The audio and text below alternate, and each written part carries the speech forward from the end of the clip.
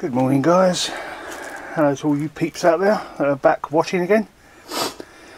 I've been using this wire stripper now for a couple of days, and I've picked up on a few little things that I'd just like to go over with you. Might help somebody out. Most of you will be sitting there going, yeah, I already know that, Dirt, why don't you shut up? But for the rest of you that don't, might come in useful. Right, small gauge wire. Doesn't really like it. I know this has been said in the argument section, or the comments as it's commonly called, but it doesn't. The reason is the pulley that pulls the cable through is only knurled down to a certain point, then it's not knurled at the bottom, so it's smooth. That's why it does that wheel spinning thing I was talking to you guys about the other day. That's why you have to go slowly.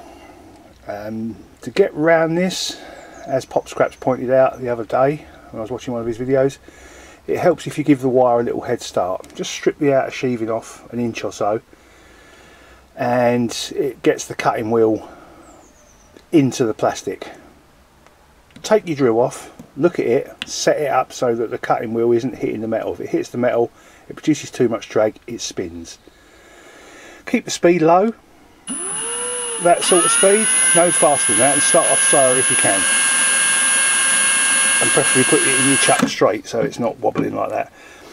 The other thing is, you really need to be pulling the cable as it comes out the other side. Give it a little helping hand, because that pulley is really not set up for small gauge wire. The sort of wire you get in Twin and Earth in the UK is a bit too small for this. I'm possibly going to try and rough it up with a bit of sandpaper. I might take this apart next week, but it's working, you know, adequately. I found workarounds for it. It's not perfect, but for the money, is it worth 56 quid? If it wasn't for the fact I'm not taking anything in this year, and I'm going to strip down literally bags under that phone there, you can see there's one bag of Twin and Earth that's got to be cleaned and stripped. Under that is another one of these black bins full of it. If it wasn't for the fact I'd built it all up this year and hadn't stripped it as I went, because I've been so busy with family matters, I probably wouldn't have bought it. Where you'd be better off is maybe buying one between a bunch of you, and you know, £12.50 each, 4 of you buy it, each of you get it for 3 months, and then it goes back round again. Perfect.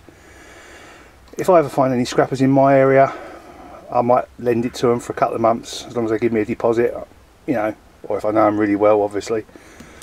Then it's worth its money. It's better on thicker cable. Another downside is these holes here. If you had one even smaller, it would allow the cable to straighten up as it went in. That allows it to wander a bit, and if it starts to wander, it starts to slip. It's as simple as that. Another point I'd like to make is when you store your cable.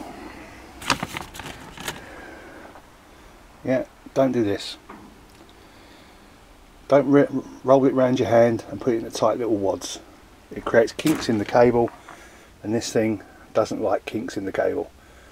Nobody likes kinky cable. Kinky wife?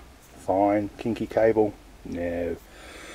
So if you've got long runs of cable, either cut it short, store it so it doesn't kink, or do what I did last year, which I stopped doing this year stupidly because I knew I wasn't going to get a chance to strip it, so I stored it in a tighter environment in a bag. I used to keep it on a roll, an old garden hose reel, and if I had any long runs like from house strip outs or garage demos or anything like that where you tend to get longer runs, if you get offcuts it's not worth it. When you get longer runs, I used to strip the earth out, throw away the outer casing, the 2 inner cores, the live and the neutral, I used to put around a hose reel and roll them on. Now if you did that and you had it on the hose reel, you could set it up with this and have it running straight from the hose reel up to the machine. It'd be nice and straight. It doesn't matter so much about that hole. But if you've got cable like I just said over there, where you've wound it around your hand, it's got lots of kinks in it, it's uneven, having a smaller hole on that plate would help to straighten the cable before it got into the rollers. Because if you've got a kink and it's solid core cable, it will just stall, and then you've got to pull it through by hand, and then when you're stripping off the sheath after it's gone through the machine, after you've processed it, there's going to be a spot where it hasn't cut, and you'll be pulling and pulling away thinking this is great, and then it will stop, and then you've got to get out, and then you've got to pick with your thumb that little bit about that big where the kink was, It'll have straightened it by this point, but it won't have cut it, and it's annoying. So that's what I've found so far using this. And you need to charge your battery up more often, because you're using your drill a damn sight more than you would be if you were just drilling holes, putting screws in. But you know, that's a side effect.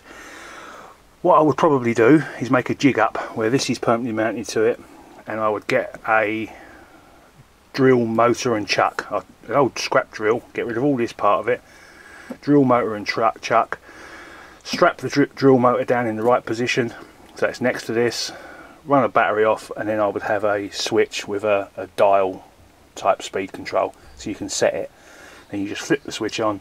This starts off, you feed the wire in, and then you could be putting the wire in one side as you're pulling it out the other side using both hands. Obviously you couldn't do that if you're filming, because as we all know on YouTube, this is really difficult to do with one hand. But you wouldn't have to be holding the drill on. These drills you can lock on, but then you lock them on at full speed, and that's way too fast. So personally, what I'm going to do is I'm going to build a jig. I'm going to get a wooden base, bolt this to it. I'm then going to get an old drill, probably a 12-volt drill, so I can use it on a car battery or one of them small disabled scooter batteries, or a battery from a UPS or a jump pack. They're all the same voltage. They're all the same battery. I've got a couple of them about that 12 volt, but are only sort of, well, one of them's about the same size as that and about that deep, from a jump pack that works perfectly. Or from them, you know, you get the little kids cars, they come with 2 batteries. If you get one of them and you can recover it, fine, use that. 12 volt motor from a drill, it will come with a chuck built in. All you do is unscrew the body of the drill, take everything out, and that chuck is connected to a gearbox and connected to a motor. If you get a simple one that hasn't got a gearbox, it will be a chuck connected to a motor. Simple thing, bit of strapping, strap the drill motor down, have a switch going to it from 12 volt. What I would use is, for speed control, I would use a rheostat, something simple like a rheostat. I wouldn't bother going with PWM like these things are, too complicated. Get a rheostat, get something like a dashboard light dimmer from an old car. I've got a few laying about, well, in here somewhere I've got some dashboard dimmer rheostats from Cortinas and Sierras and Capris and all sorts of old stuff. I'd use one of those. That way you can adjust the speed of the motor. It's not as good as PWM because you're turning the electricity from the battery into heat through the rheostat, but it's a scrap setup, so it doesn't really matter. That's what I will be doing in the future. I'll take one of these drills apart, get rid of all that lot, just have the motor and the chuck, job done. In fact, I've got some somewhere, but you know what it's like, I've got 3 or 4 of them somewhere. I'll find them after I've built another one. But the older style 12 volt drills come up a lot. That's just a little tip, Dirt's Red Hog tip for the day. Hello peeps, a bit of an update. I've just spent another couple of hours running various cables through my cable stripper, and I've come to the conclusion that this stuff, which I think is 1 mil, I don't know, I don't put the stuff in, I scrap it, but it tends to produce this blue and grey cable, is the absolute minimum you want to be putting through one of these. If you put this 2.5 mil through, what comes out of that is the red and black wires. That's your sort of ring circuits, that sort of thing. Perfect, fits through this with no problem, pulls through, cuts, it's perfectly fine. This stuff, which I believe is the 1 mil, as I say, as opposed to the 2.5 mil, it's okay. I mean, it's easy to strip because this is the sort of thing where it's twin and earth. They're both twin and earth. But this white stuff, you pull the earth cable out, it rips through the sheath, you're left with your 2 wires. Yeah, you're left with your red and your black. Same with this stuff, it's still twin and earth, but it's 1 mil. It's right on the cusp of being number 2 copper in the scrapyard where I take my stuff in. It's right on the very borders of it. And it's also right on the very borders of being able to be put through this machine. That's just the conclusion I've come to. 2.5 mil twin and earth, fine. I think I don't think it's going to be 1 mil, is it? Was going to be 1.5 mil? Somebody in the argument section can tell me. But that's the conclusion I've come to. If that helps anybody out, great. If it doesn't, ignore me and go and watch the end of the video, and then you can moan at me about that instead. Toodle pip. Welcome back peeps. I've taken a short break from my wire stripping duties. It's It's very relaxing, I find, to strip wires, watching the raw product go in that side, watching the money product come out that side, and the rubbish. It's nice to separate the wheat from the wheat from the chaff. It shows how much gardening I do. And I was sitting there thinking, during my enjoyment of my obvious capitalist tendencies, that what is YouTube all really about? I mean, I remember Andy Warhol saying everybody in the future would have their 15 minutes of fame, and it seems he was right. So what do we do with this 15 minutes of fame? Most people seem to just grab it, enjoy it, and then want more, want more fame, and I want to do more videos, I want to become famous for the person that did this or did that. And if I'm going to become famous, even if it's just for 15 minutes, I want to use that fame to do something important. I don't want to be known as Dirk Diggler, the bloke who showed us how to make a bit of money by using one of these wire strippers to strip wire and make money. Because that's just my capitalistic tendencies, my wallet increasing, bank balance bulging bullshit. I don't want to be remembered for that. So I've decided to start a charity. This charity is very important. Not important in the great scheme of things. It's not really important in the small scheme of things either, but I'm going to start a charity.